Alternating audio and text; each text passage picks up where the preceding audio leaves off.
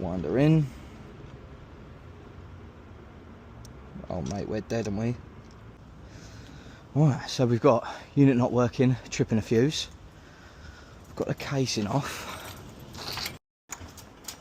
Right, so before we start digging around, let's check for power.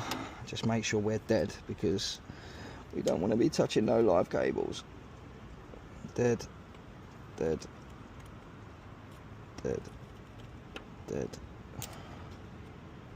dead. Okay, so we're all good. Tripping breaker, fan motor. We're not seized. Doubt it's going to be a capacitor, but you never know. What we got here? Oh, we're R22, 1.9 kilos. No cap on the service port. I've got a load of oil down here. That looks like old oil to me. I'll tell you what, let's put our probe on, I think, before we go anywhere. Oh, that's not a good sign. Hand tight caps is never a good sign. So let's probe up on this.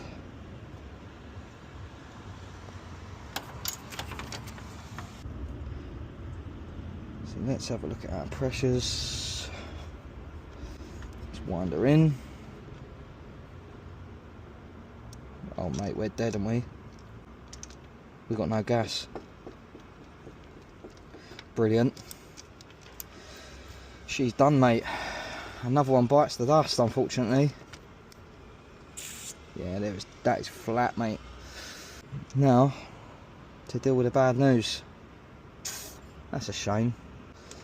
I mean, what is even the point putting the cap back on, mate? To be honest, there's no point even checking the compressor. It's pointing towards a compressor, taking out a breaker straight away as soon as it kicks in. But if there's no gas in it, then is there really any point? No. So I think we'll get rid of our tools, we'll get out of here, we'll tell the customer the bad news that they need to replace this. The unit's a little bit small for that room anyway, so I might do a load calculation and maybe suggest a different unit. As far as this one goes, she did.